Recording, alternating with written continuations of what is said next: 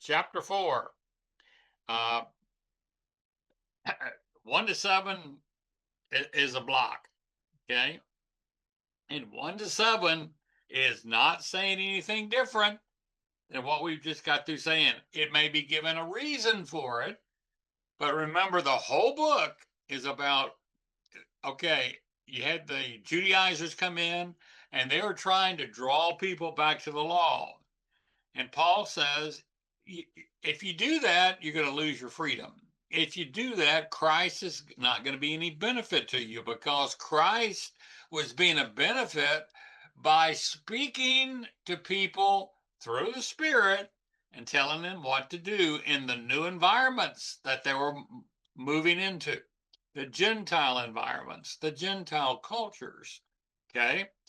So without Jesus telling you how to do that, you have no choice but to revert back to the law because that was God speaking, and everybody believed that that was God speaking then. And now what Paul was trying to do is say, guess what? That that method was always meant to be temporary.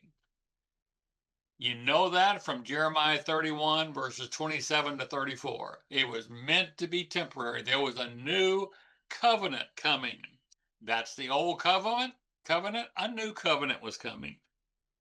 And that both covenants were with the house of Israel. See, that gives us all kinds of apoplexy, right? Because, well, where do we fit in? If you don't know Romans 11, you're not going to understand where you fit in. So Romans 11 tells me how I fit into a Jewish prophetic program. Okay, I can fit in parts, but I can't fit in the whole. I have no right to their land, for example. I can serve underneath the king that they have coming. He came, but they rejected him. So he's going to come back and set up the kingdom that was promised. I'll have a part of ruling with him if I continue to follow him by faith. So a lot of what the Jewish people were promised, I can partake of, but I don't own the whole thing. Yeah. There are some parts that are just not meant for me. The land that he outlines in Genesis chapter 15, verses 18 to 21, not for me. The king is for me, but not like, he's going to rule over me wherever I am. Okay. But most likely, I'm not going to be in the land that was given to Israel. That's a bummer. I mean, when the kingdom comes, I'd rather be in Israel, wouldn't you? I mean, let's face it. I mean, that's where Jesus is going to be. That's where I would want to be. I think I'm either going to be in Texas or Alabama. I don't know which two, and that doesn't have the same punch to me as being in Israel. And guys, I'm not going to die for this, but I think there's a reason that the great city in the age, in the future age, okay, is called the New Jerusalem. I'm not sure I'm going to be a part of that. So when people say, hey, you want to know what heaven's like? And they start quoting from Revelation 21 and 22, they're not telling you what heaven is like. They're telling you what the New Jerusalem is like. Okay? Now, what if? This is just a what if. What if you're not even allowed to get into that sucker? You may come and visit it, but you can't live there. So all of a sudden, all these assumptions and conjectures that Revelation 21 and 22 is heaven when it's really the New Jerusalem, what's that going to do? That's going to mess you up completely, right? So think about that. There is going to be a return of Christ to set up a kingdom. And if you and I have been faithful Only God's going to be able to discern that. If we've been faithful, we will come back with him and we will rule. I take it. Uh, Brett's going to rule in Lubbock. I'm not sure, but, somewhere he's going to most likely rule in Texas. Uh, Tom, I can't even think where Tom's going to rule because he's been all over the place. Okay. So my point is, you're going to rule where you've done the most good. You're going to rule from where you lived. But not being Jewish, you're not going to be given things that are meant purely for the Jewish people. Does that make sense to anybody? What we're doing. There's a brand new book out. I haven't read it. I'm tempted to get it to scan it. Okay, it's by a really first rate Christian scholar. Okay, but he said, you want to know what heaven is like? I've written a book on it now. Yeah, my antenna go up and say, "Boy, I love you, brother." But that reminds me back in the end of, what is it, 1987, 88, when the stock market crashed. Everybody and their brother was asking me about heaven. They thought this was the end of the world. Everybody's dying. We're all going to, we better get our ducks in a row. And I got so distressed about it because, I don't like to say, I don't know. I don't like to say, boy, you got me. And so I ended up calling my mentor. Okay. I said, so and so, everybody's asking me about heaven. I can't figure out what to tell them because I can't find a whole lot about heaven in the Bible. And this man, he had his times. Okay, he could be as strong as dog's breath. Okay, he could really bite your head off, or he could say things that were so insightful that you're sitting there just in awe. Well, he listened to that and said, "Well, Dale, this is after a pause." And when he didn't respond right away, I'm sitting here thinking, "Oh, did I step in it or what?" And so he says, "There's not a lot about heaven in the Bible." Now, guys, you got this guy knew the Bible frontwards and backwards. I mean, this guy, I it was just unbelievable. And so if he says that, I'm on safe ground, saying that was my opinion, but I didn't know how to apply it to the questions that I was being asked. And so, uh, since there's not a lot about the Bible, how can you write a book about what? I mean, not a lot about heaven. How can you write a book about what heaven's like? You see how that makes you nervous? I don't think you can.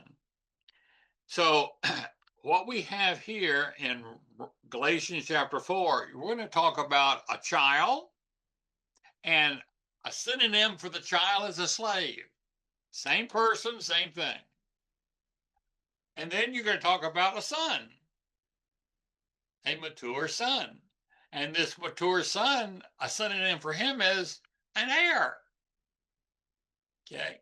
That's not to say that the child wasn't an heir, but he wasn't given what he was an heir of. Okay. He wasn't given how do I say this? He wasn't given the experience of that heirship. Okay. Yes, he's an heir, but he's being treated like a child or a slave, even though he's the heir of all things.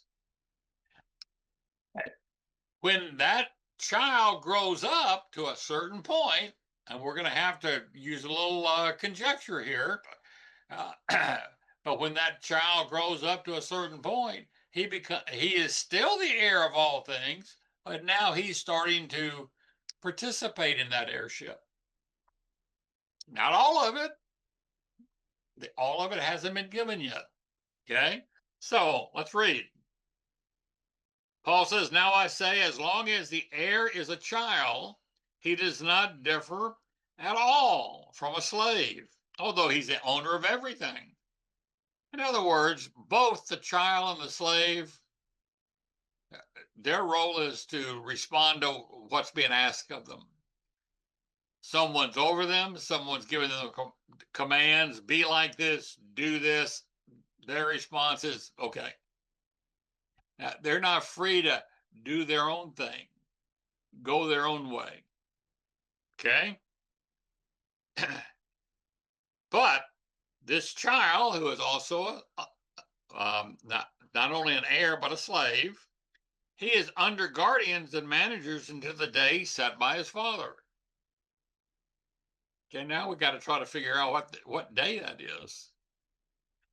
He's under guardians and managers. In other words, he needs people to guide him. Okay? If you want to, you could even liken that to being a proper parent today.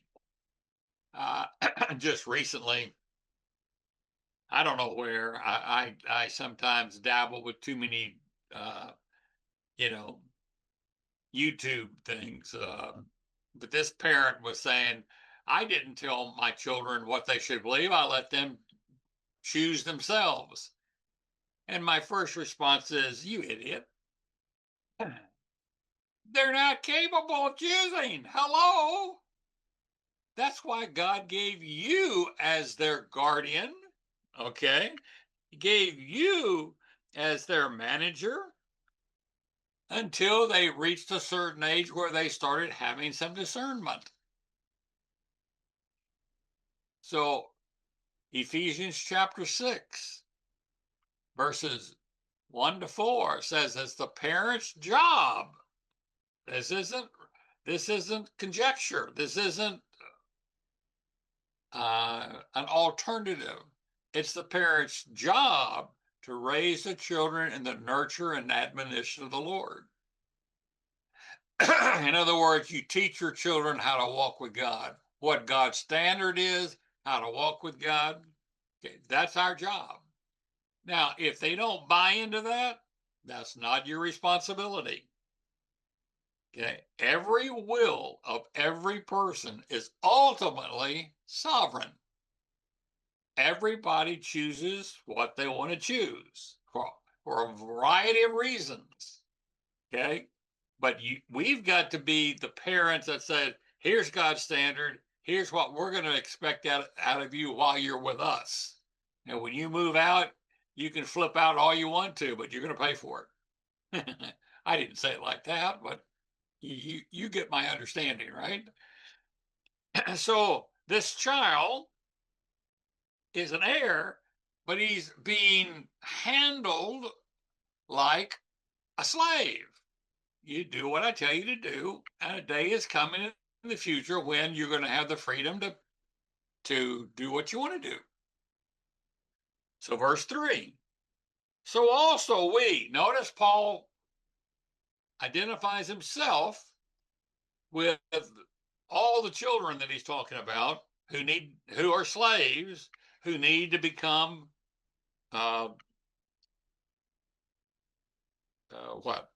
what's the word I'm looking for? Heir, a proper heir. So also we, while we were children. So that tells you right there that Paul is, guess what? Paul is not a child anymore. So obviously you can move from being a child who is no different than a slave, even though he owns everything, he doesn't have the freedom to partake of everything the way he would maybe want to. So we were children. We were held in bondage under the elementary things of the world.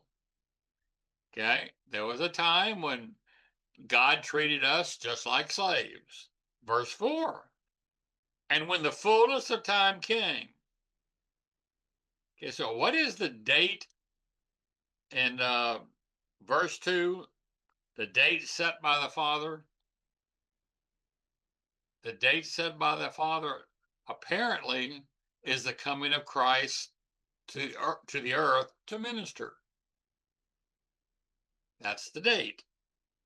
But when the fullness of the time came, God sent forth his Son, born of a woman, born under the law, in order that he might redeem those who were under the law.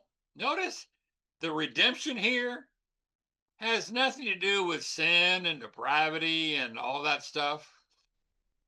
You're redeeming someone who is under the law, and the assumption here is responding to the law. See, redemption simply is God did what was necessary to get me out of a mess that I've gotten myself into. I may be under the law, but I can become legalistic by it. I can misuse the law, and so God needs to redeem me from the wrong use of the law, in order that he might redeem those who are under the law, that we might receive the adoption of sons. Now, guys, I readily admit, adoption in the New Testament, boy, that's kind of a vague term. It's never defined for you. It's only used about 3 or 4 times. Okay, so what is that thing? Now, I'm going to tell you right off the front end, I'm not going to die for this. But notice what the text is saying here. I'm a child under the law. I need guardians. I need helpers. I need managers. I may be heir of all things, but I don't have the right to use all things yet. And there's a point where God is set for me to improve my status. There's a point set when I become liberated, in a sense, no longer a slave. So now, what has been compared up to this point? Responding to the law, the works that are defined in the law, and the works that are explained from the hearing of faith. It's all about works. Can't get around that. I don't know how in the world Galatians became Galatians and Romans became books that supposedly taught the separation of works from faith and the works from grace. I don't even want to go back to try to figure that out, because that messed up my mind so badly that I couldn't see anything appropriately. So notice Paul now says that he's adopted. Now notice that you've got real sons who are going to become adopted. You don't have an unbeliever becoming adopted as a child of God. You don't have someone who has no relationship to God coming in to have it becoming part of the quote family of God, end quote. You've got Paul. Paul likens himself, says, I was part of this in verse 3. We were children, but now we're adopted. I take it that adoption starts, it's not complete with, but it starts with the ministry of Jesus guiding his fellow brothers and sisters, spiritually, by what he's communicating to them, because that's the big dichotomy in the book of Galatians. So how do you become an adopted son? Okay, you've got to leave the law and you've got to start listening to the liberty that you have in Christ. That's how you become adopted. That means, once adopted, you might lose that adoption. Isn't that what the Galatians were on the verge of? You had the Judaizers that came in. Paul gave them the proper message. They began walking the way Paul told them to walk, and then the Judaizers came back and pulled them back to the law.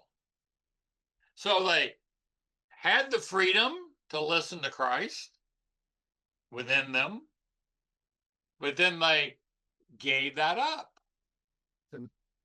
They returned to the law, and that was bondage again. They enslaved themselves to the law. You see that this, I don't think it's that complicated. It's the same story through the whole book. It's the law versus the freedom in Christ. And the freedom in Christ is being told to you. And now this is in the first century. Now it's written down for us in 1 Corinthians, Romans, and Galatians. Those are the three main books that talk about your liberty in Christ, or Christian liberty. Okay? And that needs to be studied, because Tom will tell you that the people in India, for example, they really struggle with this. They just can't believe that they've got the freedom that Christ, gives. They just can't believe it. Why? Because they've been indoctrinated by Christian teachings. The Christians before them couldn't believe it. And so they passed on this standard. I remember growing up, not only was there a big debate in the denomination that my family was a part of. When I say my family, me as a kid, about drinking. Can't drink. Okay. That didn't bother me. I was only, 6, 7, 8 years old, 9, 10, 11. That didn't bother me at all. But when they told me I couldn't play baseball on Sunday, that was a problem. That was a big problem. I wanted to play with all the guys. That was one of the free times we had to go out and, play baseball together. I mean, I wanted to have that liberty. So the people that my religious culture said, no, you can't do that. That's a sin. And I obeyed that for the most part. but when I could sneak out and play baseball, I did. Okay, we did. We played softball, baseball, racquetball. I don't remember what we called it, but you'd make a ball up by tightly knotted up cloth. And so obviously you couldn't hit it very far. So you could have a whole little ball field in a very short little park, backyard. So we would do everything. I remember being in my backyard. We just had built, before we bricked it, we just made a wall. It sloped down to our house. Well, we went back about 15 feet and just took out the dirt. And so now we've got this almost cliff like in the back of our house.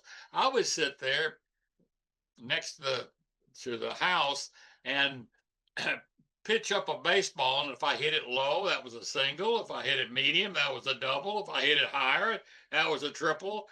And if I hit a home run, that was something I didn't want to do, because then I had to go get the ball. So no home runs in the backyard. So my point being is there was freedom for others, but not for me. Now, when I had finally gained freedom, I was asking, okay, tell me what made the difference. And you know what made it wasn't the study of the Word of God. And that's why we kept having the same problem over and over and over. Just the issue changed. It was drinking. Now it's not just drinking, but it's wine or smoking, or sometimes even dancing, going to movies. R-rated movies were just off the chart bad. Now, when I say R-rated movie, I love a good shoot 'em up.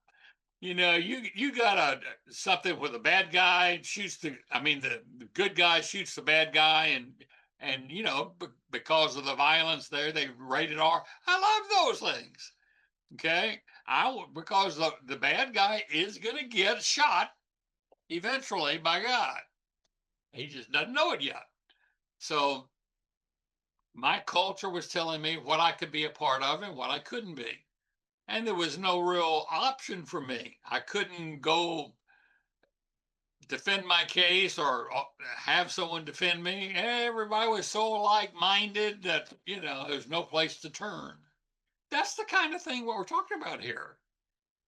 You've got the people that want to be under the law. The law says this is all that you can do. This is how you can respond to life. And what Jesus is saying is, no, I've broadened that now. I've broadened it. And how do you know? Because I'm going to be telling you how to navigate the pathway when you're going cross-culturally, trying to share the claims of my son with them. Remember, the gospel in Galatians, and I think throughout the whole New Testament, was really about living life by the life that Jesus gave. Okay? Jesus says in John 10:10b, I came that you might have life and might have it abundantly. That's really the gospel. Okay? So when I share my faith with someone, I'm not trying to tell them how to get to heaven. I'm telling them how to get through life in such an extraordinary way that they're not even sure they want to go to heaven because, they're walking with God. God's meeting their needs. God's answering prayers. God's giving them the kind of resources internally that just fulfills them and makes them joyful. That's the gospel. Okay? So if you live that kind of life now, can you imagine what that experience is going to be in the afterlife? It's going to be extraordinary. Okay? So, notice that when Christ came, verse 7, therefore you are no longer a slave, but a son. And notice, you were always a son, but you were under caregivers. You were under guardians and managers. That's what the law is called. Okay, because you couldn't make your own decisions. You didn't have the wisdom. Okay. So, but a son, and if a son, then an heir through God. So, being an heir doesn't change throughout this thing. Just the availability that you have, or the partaking of that heirship changes from a child to an adopted son. Okay. All right. Guys, I know I can't be that clear, so I'm just going to go on while you're thinking of the questions that you have. So now he says, look, however, at that time, when you did not know God, you were slaves to those which by nature are no gods. So now he's talking to, remember, this is in Galatia, and everybody has idol worship. Idol worship is no big deal. I don't think there's been a time in Israel's history, at least from 1445 BC for the next 12 to 1400 years, that Israel was ever monotheistic. Now, we all think they were, don't we? But that's because we read over and ignore all the verses that talk about how they worship gods. They had idols that they carried with them constantly. And God did not completely judge them or condemn them. I'm sure that, I don't know the mind of God here, but he didn't bless them in relationship to the idol worship. He blessed them in relationship to their worship of him.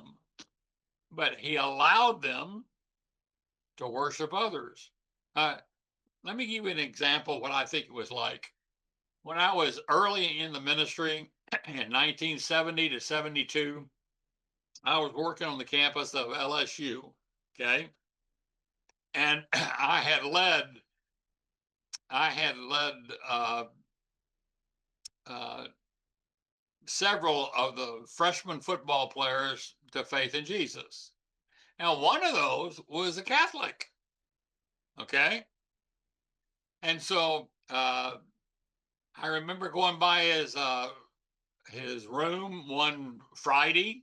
And see, Friday, way back in that time, the freshmen couldn't be playing. They didn't have freshman teams. They didn't have, uh, the freshmen couldn't be playing with the varsity. And so he was going to go to a movie. And so I'm naive. Okay. It was tearfully so. And so I asked him, well, what movie are you going to go see? And he didn't answer me right away. Okay, I said, okay. I didn't let it slip, or slide, because I noticed that. And so I kept asking him, so are you going with a bunch of guys? Yeah, we're going with you. So did they all decide to go to the same movie? I kept going with this until finally he admitted, well, we're going to a movie that's not a good movie. And so, he was just me being there, now knowing this, he was very convicted. Okay. About that time, guess what happens? The phone rings in his room.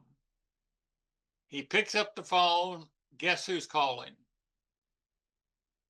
Mama's calling. Mama's calling, and he lived in Baton Rouge.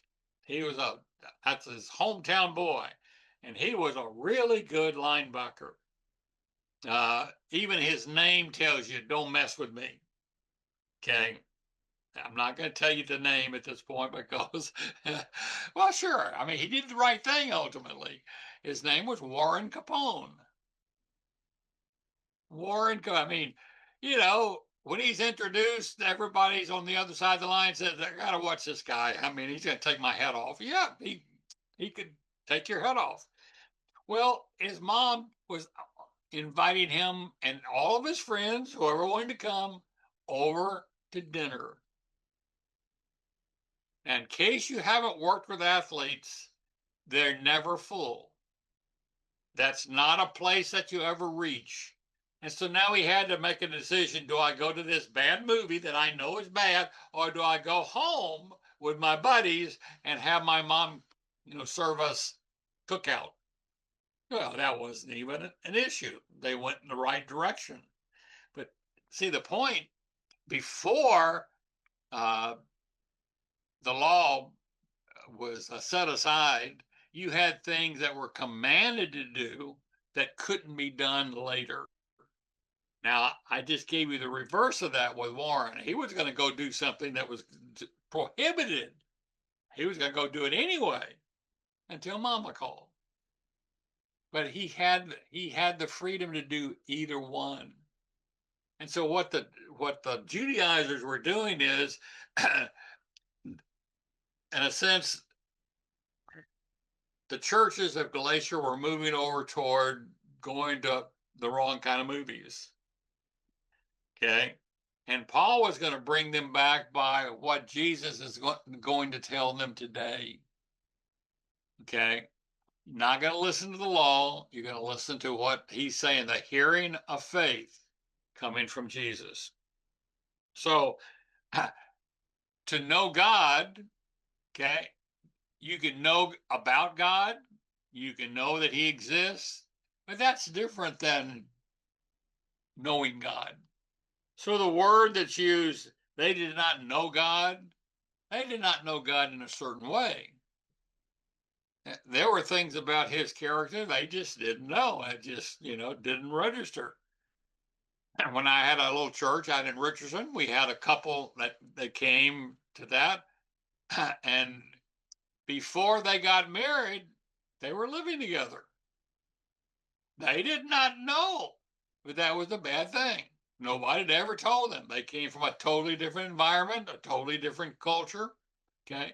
They didn't know. When someone told them, they immediately went to their pastor and got married. And then, to our fortune, they came to our church later because it was closer to where they lived. My point is, you had two options. You have two options. Okay, you're going to see in chapter 5, if you stay with the law, you separate yourself from Christ. Okay, in what sense? Not totally, but if you think that you can follow the law and be completely successful in your outreach into Gentile cultures, you're mistaken. Because you can't follow the law with all of its restrictions and go into a very libertarian culture and think that that's going to mesh well. It's not going to mesh. You're going to need to listen to what Jesus says about what what's the word I want? What compromise is legitimate, is spiritual, is correct. All right. So it says they did not. You have now you have come to know God, or rather be known by God. Oh, excuse me. Verse 8. You did not know God, but now you've come to know God. That's a different word for know. That word for know means, now you have come to know him. You've got a relationship with him, and you're developing that intimacy with him. Okay. Oh, I got more cramps and more pains than I got places. Okay, you say there are different ways to know. Okay, uh, that can be illustrated. The next time you go to a restaurant to eat, you might see a friend there. Okay, someone you haven't seen in a long time. You know them as a friend, as an acquaintance, but you may not be intimate in that knowledge. It may not be uh, a kind of knowledge that builds a relationship between you. That's the difference in these two knows. So you've come to know God, and then he checks himself because no one ever ultimately knows God. Nobody ever ultimately has all the experience of God. Okay. So it's, or rather, to be known by God. How is it that you turn back again? Turn back again what? To the law. See, the law didn't develop this intimacy. Okay. The law, not saying it couldn't, but the law doesn't give itself to that because it's just a yes or no. Do this, don't do that. And so a lot of people in the Old Testament thought that's all that they needed. Think about it this way: the parable of the prodigal son, the son that stayed at home, did he have a relationship with his father? See, you could be in the right place, but he didn't have a relationship with the father that was an intimate relationship. So now notice to turn back again is turn back to the law. Look at verse, what does that mean? Verse 10. You're going back to the days and the months and the seasons and the years.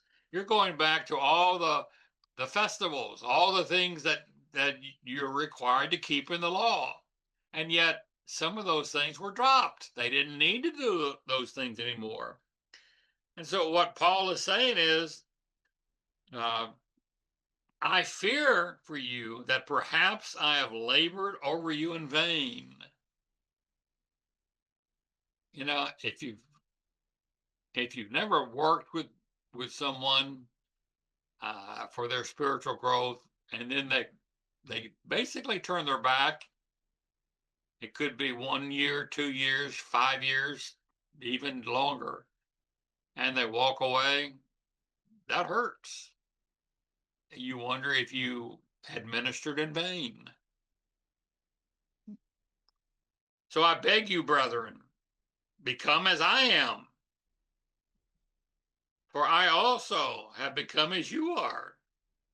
You've done me no wrong. When Paul visited them, they would do anything for Paul before the Judaizers came in. You've got here in verse 14, Paul had some kind of physical condition, okay, that needed to be healed.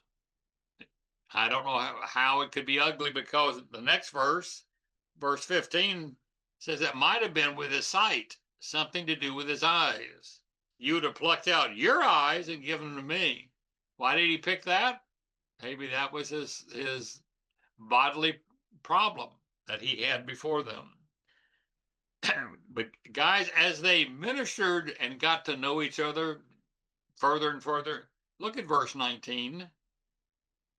My children, with whom I am again in labor until what? Christ is formed in you. You see, the gospel ought to be such a dependence, such a walk with Jesus, that you become like him. Christ is being formed in you. So make a note here and go over to Romans chapter 8, verse 29. What is the goal or the end result of the relationship that we have with God? That you might be conformed to the image of Christ. So guys, a good checkpoint. How have you become more and more like Jesus? I know that's awfully convicting. It's convicting for me to say it. Okay. There are some areas that I'm more like Jesus, but there are some areas that you're going to have to say, well, that's not what Jesus would have done. Yeah, everybody has their problem areas, right? I seem to do fairly well until I get behind the steering wheel of my car. And then everything goes out the window. It just goes out the window completely. I just trying to be transparent. You don't want to be driving near me or around me if you're not going to be a good driver. It just, somehow I slip into the conviction that God made me the judge of all the drivers in the universe.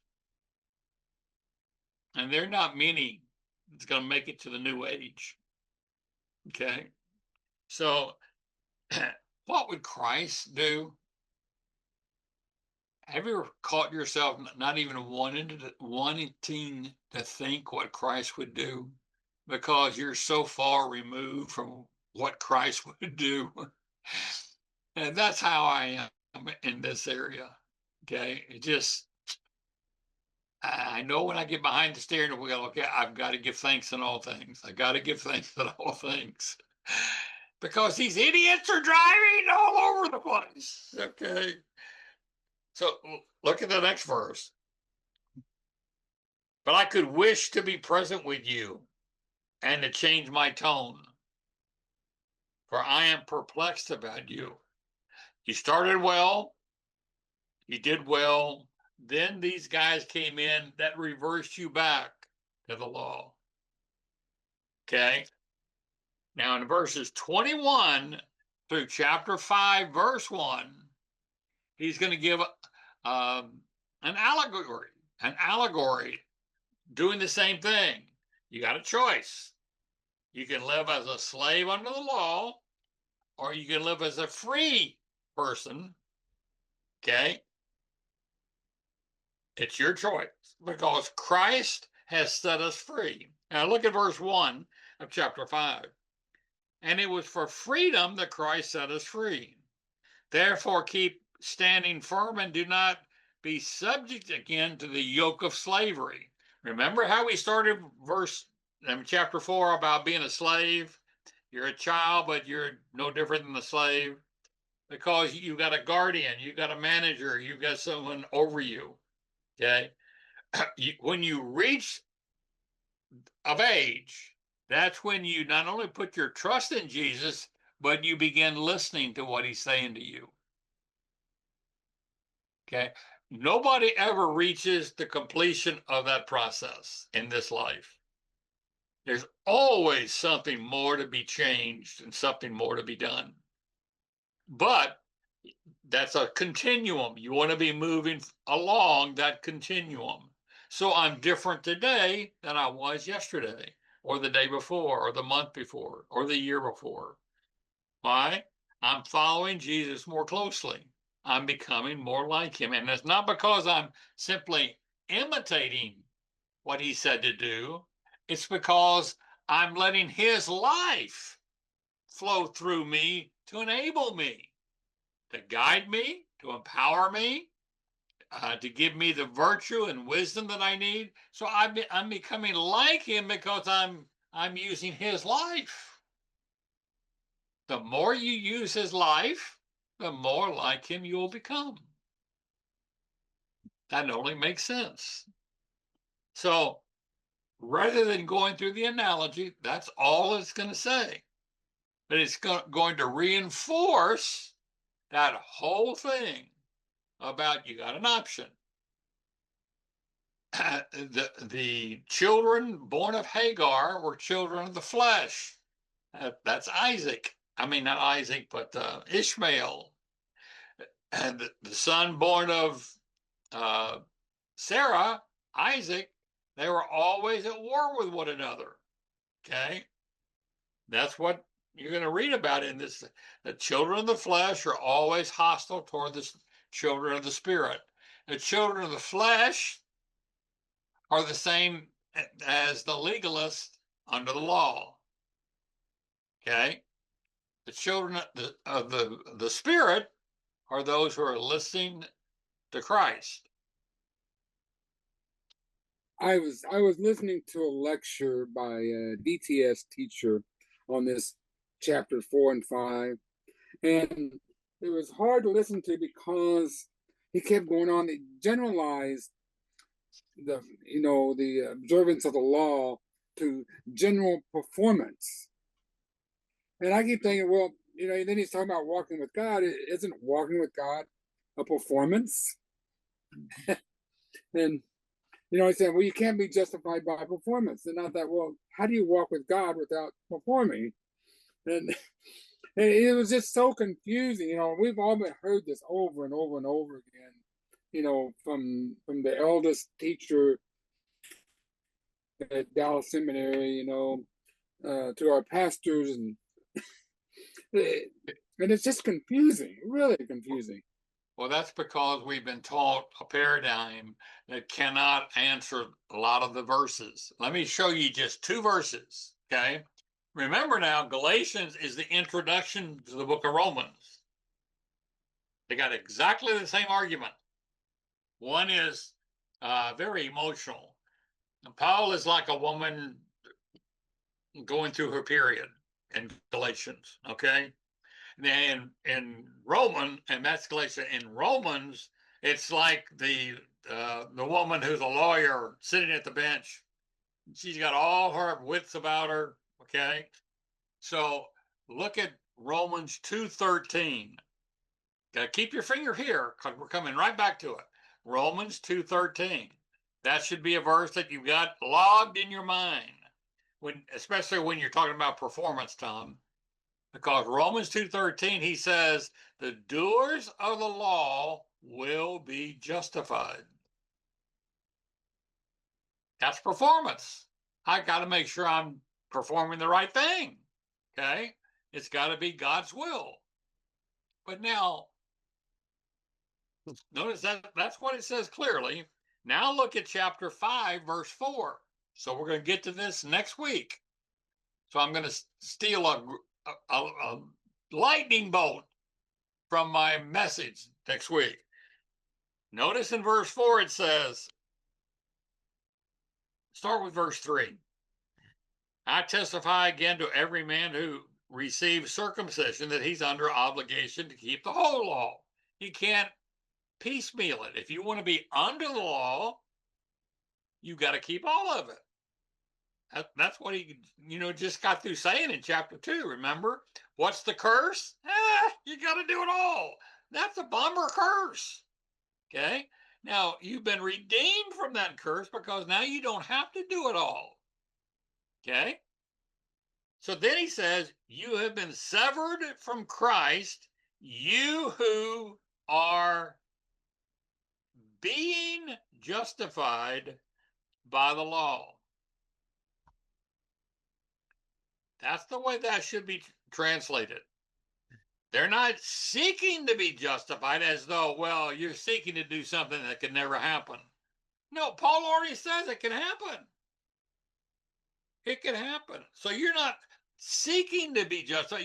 They're being justified. But the problem is the fact that you can be justified over here doesn't go to other cultures, because this never even broaches the issue of entering an idol's temple and eating a meal offered to an idol and, having fun in an idol's temple.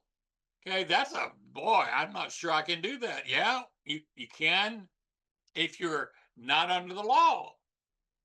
If you're apart from the law, you can do that.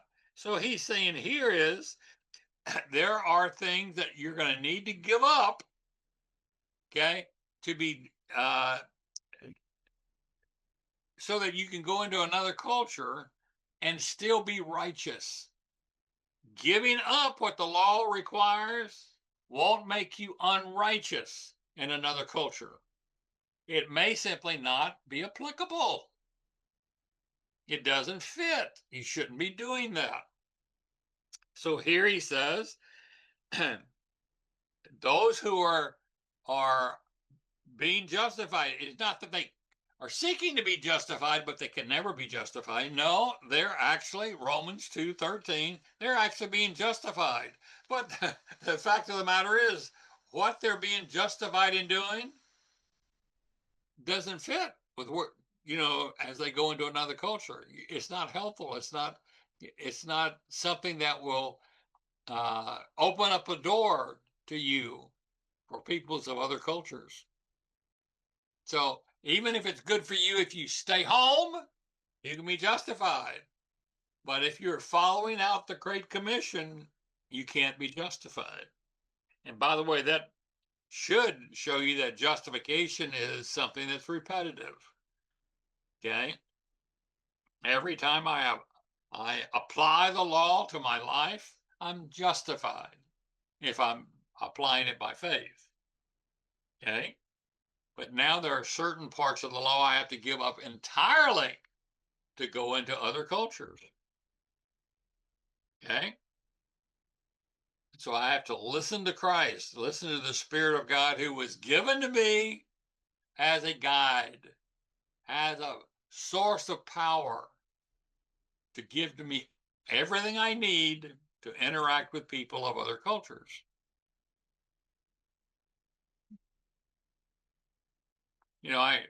Guys, just last thought. I tell people when I go overseas and the question of conversion comes up, I know I've told you this before, but I tell them, I don't want you to become a Christian. I want you to fall in love with Jesus because of what he's done for you and what he will provide for you daily. I want you to love him for that and learn how to reflect him. Don't worry about the rest of it. The rest of it, God will take care of. Okay. I just taught my Indian young man that when I was in China with Tom, it was when we were there, and I was speaking, and then in between my talks, I had this woman who came to visit. She heard about our meeting. She came with her son, and they wanted to talk about Jesus. Okay. I led her to faith, her and her son to faith in Jesus without ever mentioning heaven and hell. Because it's not about heaven and hell. It's about getting through life as a widow with a son that you love. How do I get all my needs met? I said, part of the answer to that is right here in this body. They have come together to be the arms of Christ to minister to you. Okay. There's wisdom here. There's strength here. There are resources here. Okay. Trust God to meet your needs now. Never mentioned the afterlife. Didn't have to. Not about the afterlife.